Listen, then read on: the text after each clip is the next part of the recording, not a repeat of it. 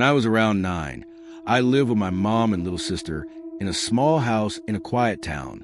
It was a kind of street where kids rode their bikes all summer, and you didn't think much about locking doors. But even back then, something about that house felt off. My mom always said it was just old and creaky. Old houses make noises, she'd tell us. But some of the things I heard and saw back then didn't sound like normal house noises. They felt like something else, something I still can't fully explain. The first time it happened, I couldn't sleep. I was lying in bed with my blanket up to my chin, staring at the glow-in-the-dark stars on my ceiling. My room was tiny, just a bed, a dresser, and a toy chest under the window. I remember watching the tree shadows move on the walls when the wind blew. I told myself that's all it was. But then I noticed one shadow wasn't moving. It stayed in the corner, low to the ground near my toy chest. At first, I thought it was just a pile of clothes or a stuffed animal. I even laughed a little at myself for being scared. Then I blinked and the shadow was gone. A cold feeling crept through me, one of those chills that feels like it's coming from inside you, not the air. I pulled the blanket over my head and eventually fell asleep. The next morning, I didn't think about it until I saw my toy chest standing open. I never left it open because my mom would yell if toys spilled out. I shut it quietly and didn't say anything. A few weeks later, my sister, she was only 5, told my mom she didn't like the man in the closet. I froze when she said it. She said it so casually, like it was just normal. My mom brushed it off and said kids imagine things. But I saw my sister's face. She wasn't imagining. She said the man stood in her closet at night and whispered, but she couldn't understand the words. My mom tucked her in that night and said a prayer, but didn't check the closet. That same night, I woke up to sound like something dragging across my floor, nails scraping wood. I was too scared to move. The sound stopped right by my bed. I was sure if I looked over the edge, something would be staring up at me. I stayed frozen until I fell asleep. The next morning, fresh scratches were carved into the floor beside my bed. I ran to show my mom, but she got mad. She said I must have dragged something sharp or moved furniture. I swore I hadn't, but she didn't believe me. After that, the nights got worse. I'd hear faint whispers, like a radio playing low from inside my closet. Sometimes my sister would cry in her room, pointing at the corner and saying, "He's there.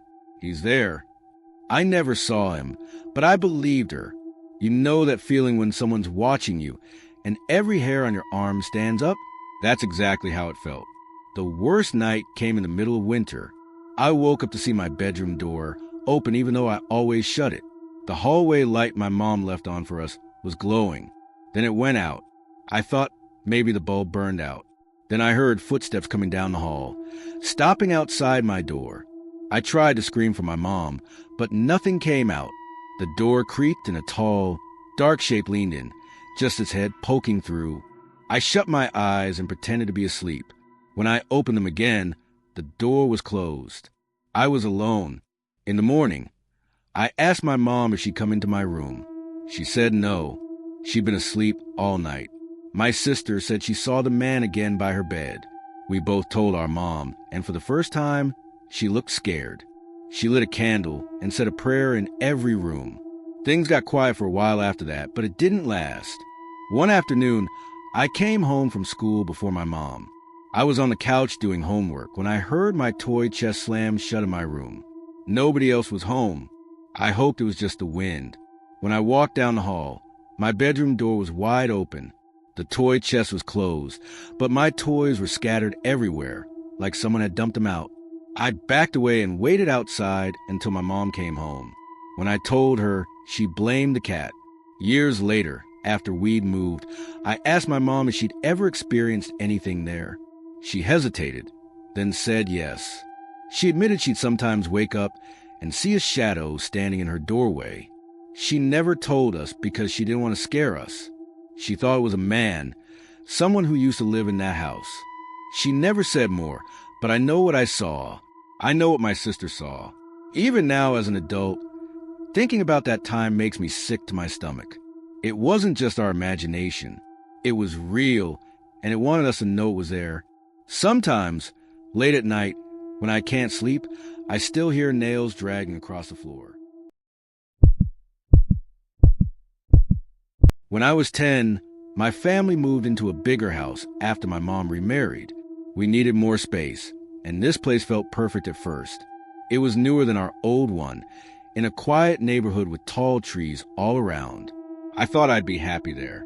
For a while, everything seemed normal, until little things started happening that made me feel like the house wasn't right. My bedroom was at the end of the hall with 2 big windows facing the backyard and a closet deeper than the one I had before. I liked it until the first night. Around midnight, I woke up because I heard something moving inside the closet. It was soft, like clothes brushing together. I told myself it was just the house settling. That's what most people think when they hear little noises. But then the closet door shivered, like someone pressed on it from inside. I wanted to run to my mom, but I froze. I stared until I finally fell asleep. The next morning, the closet door was cracked open, even though I knew I had shut it. My mom said maybe the air vents pushed it, but I knew better. Things escalated. At night, I started hearing tapping on my window. At first, I thought it was branches, but when I looked, there weren't any trees close enough. The tapping would last minutes, and only stopped when I pulled the blanket over my head. One night, I peeked out. A pale hand was pressed against the glass. The window was on the second floor. No one could have reached it without a ladder. The hand stayed there, unmoving, then slowly slid down and vanished. I didn't sleep that night. When I told my mom, she laughed. My stepdad laughed too, saying I was making up for attention. But I noticed he started leaving the hallway light on at night, so maybe he didn't feel so safe either. A month later, my 4-year-old brother started talking about the white lady. He said she came into his room and sat on his bed. My mom brushed it off as imagination until one night he screamed. I ran in and found him curled under his blanket, shaking. He said the white lady had been standing at his door, just staring, with eyes that were completely black. I believed him because of what I'd seen at my window. From then on, I slept with a blanket over my head. But the dreams came anyway. I started seeing her in my sleep, standing in the corner, whispering my name. Her voice was dry, like leaves scraping together. Sometimes I woke up and still heard it, faint but real. One night, I opened my eyes and saw her at the foot of my bed. She was impossibly tall, her head almost brushing the ceiling. She wore a long white dress that moved even though the air was still. Her stringy black hair hung over a pale face, and her eyes were nothing but dark holes. I tried to scream, but nothing came out. I squeezed my eyes shut, and when I opened them, she was gone, but my closet door was wide open. After that, I begged to sleep in my mom's room. She said I had to be brave. I think she didn't want to admit she was scared too. The worst night came during a storm. Rain pounded, wind howled, and I woke up to the sound of my window creaking. I watched the lock slowly turn by itself, and the window slid open. The white lady climbed in. She didn't move like a person.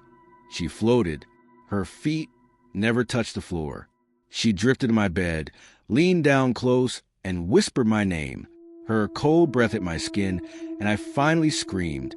My mom and stepdad ran in, but when the lights came on, the window was locked tight. No one was there. The strange thing is, I don't clearly remember what happened between her floating toward me and me screaming.